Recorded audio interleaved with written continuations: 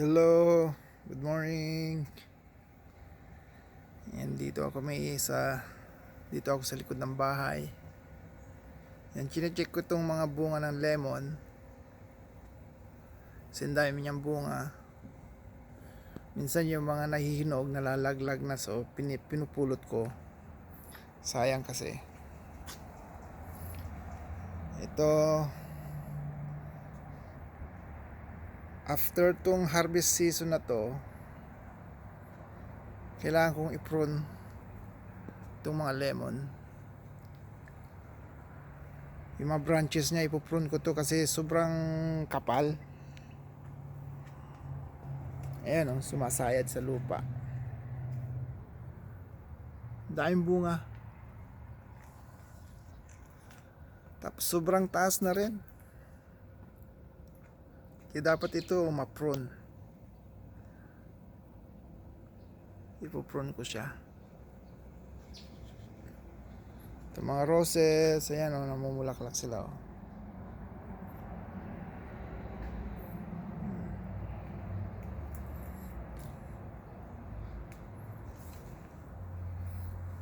Ito meron pa akong talong dito. Pero malapit na itong hindi na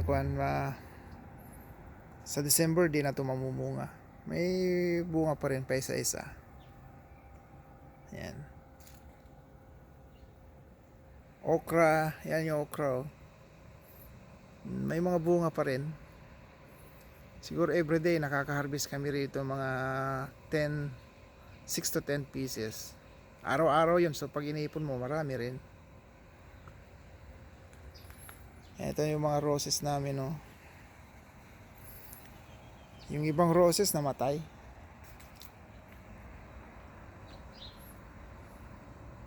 Ayan oh. Nagbo-bloom sila. Ayan.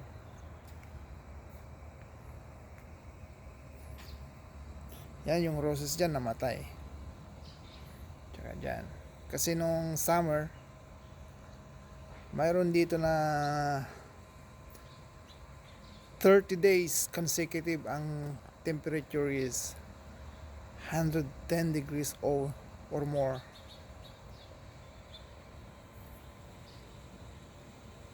So, yan yung summer grass, winter grass, lumabas na sila. Maganda na yung winter grass namin, no? Yan, no? Tumubo na yung mga winter grass. Yan, mga shade tree sa likod ng bahay. Yan. Ito yung kalamansi.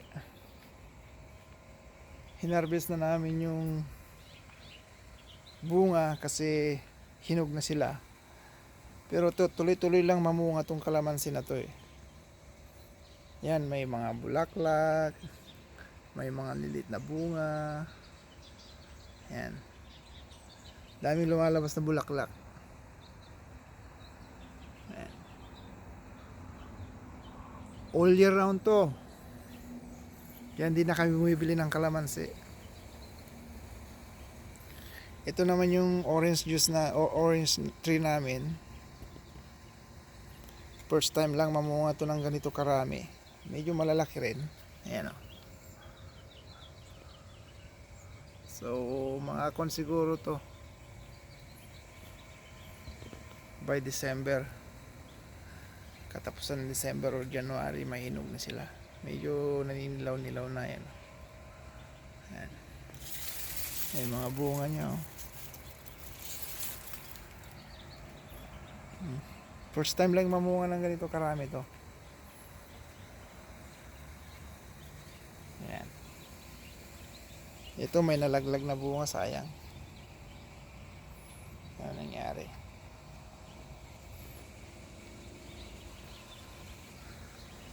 Yan o, may lemongrass din kami. Oo. Yan. Ito yung malunggay namin o. Sayang, daming dahon pero Mamamatay na yung dahon by December. Siguro mga second week ng December, wala na yung dahon yan. Pero babalik din siya. Pagdating ng February, babalik yung mga dahon niya. Gaganda na naman yan. Okay, bye bye.